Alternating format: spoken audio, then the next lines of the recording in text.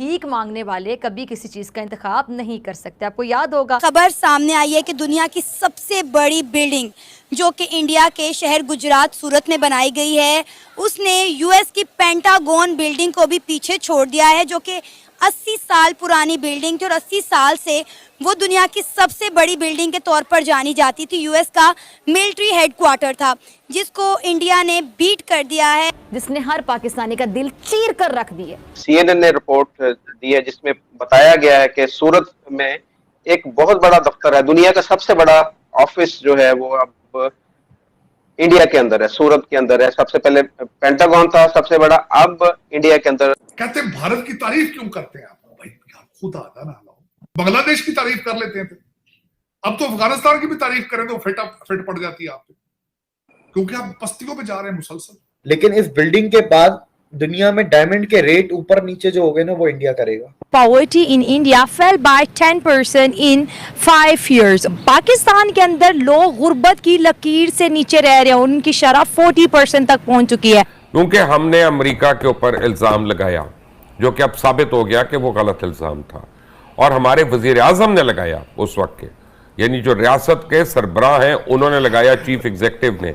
तो क्या अब कहीं पाकिस्तान को डिफरेंट फोरम्स के ऊपर अमेरिका से माफ़ी तो नहीं मांगनी पड़ जाएगी? लेने के तो नहीं देने पड़ जाएंगे ये? पेंटागन वाले पूरी दुनिया को कंट्रोल कर रहे हैं उसी इंडिया यानी बिल्डिंग से, तो डेफिनेटली ये भी अपने IT सेक्टर और बाकी दुनिया को इसी से कंट्रोल करेंगे।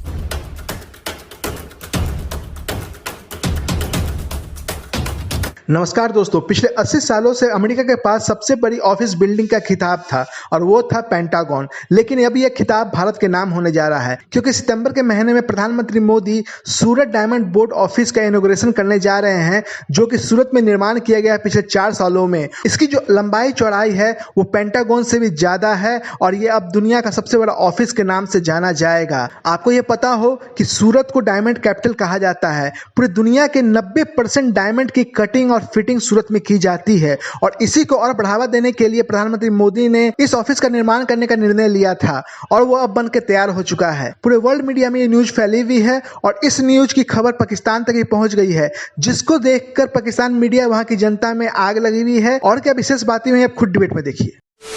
सामने आई है कि दुनिया की सबसे बड़ी बिल्डिंग जो कि इंडिया के शहर गुजरात सूरत में बनाई गई है, उसने यूएस की पेंटागन बिल्डिंग को भी पीछे छोड़ दिया है, जो कि 80 साल पुरानी बिल्डिंग थी और 80 साल से वो दुनिया की सबसे बड़ी बिल्डिंग के तौर पर जानी जाती थी। यूएस का मिलिट्री हेडक्वार्टर था, जिसको इंडिया ने बीट कर दिया है। इंडिया ने अपने शहर गुजरात में दुनिया की सबसे बड़ी बिल्डिंग बनाकर, क्या कहेंगे?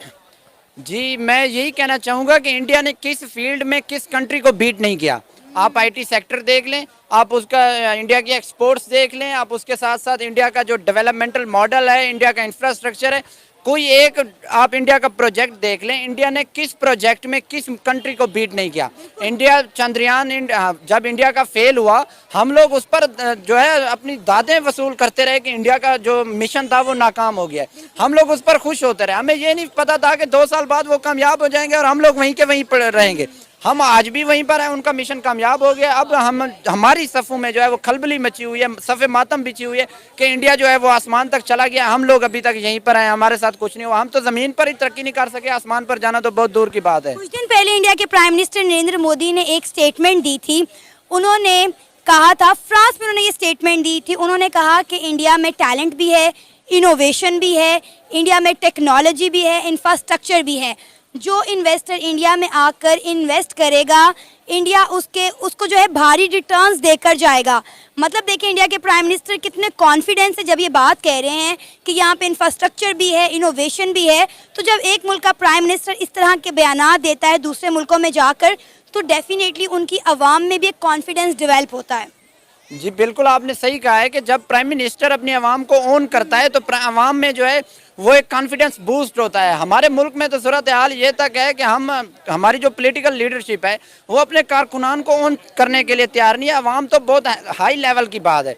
हमारी जो लीडरशिप है, पॉलिटिकल लीडरशिप है, चाहे पाकिस्तान जो बड़ी मेजर पार्टी है, पाकिस्तान तहरीक इंसाफ को देख लें, PMLN को देख लें या पाकिस्तान पीपल्स पार्टी को देख लें, जब कोई वाक़या हो जाता है, अभी रिसेंटली 9 मई का वाक़या हुआ, पाकिस्तान तरीके इंसाफ की लीडरशिप ने अपने कारकुनान से जो है बेदखली का ऐलान कर दिया। वो अपने कारकुनान को भी नहीं वो कर रहे थे।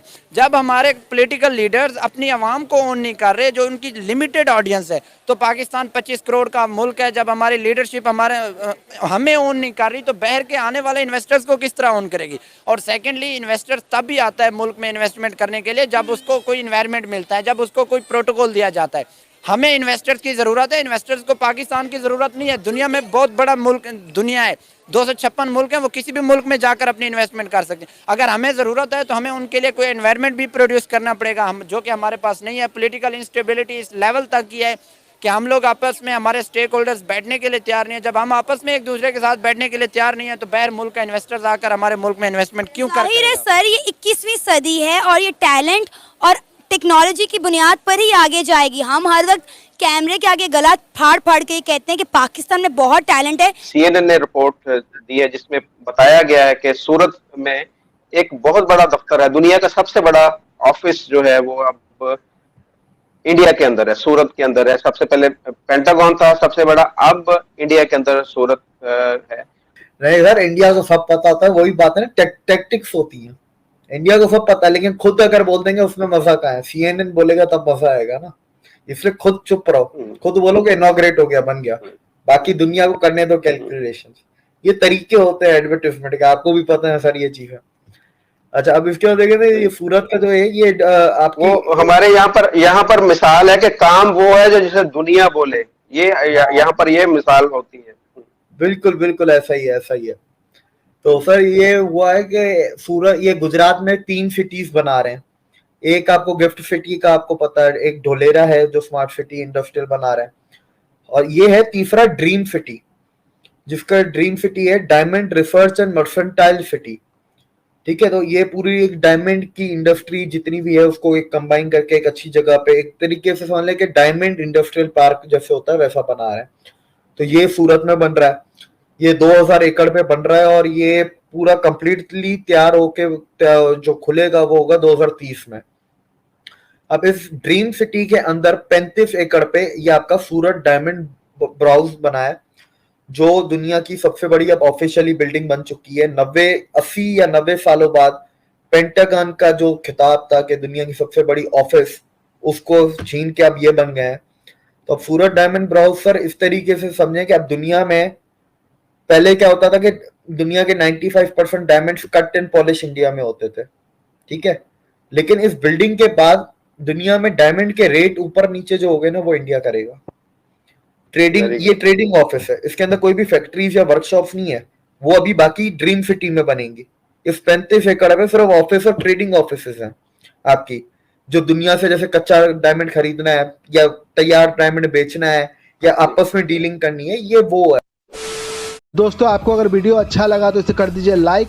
अगर आप मेरे चैनल पर नए हैं तो इसे सब्सक्राइब करके ही जाइएगा। जय हिंद, जय भारत।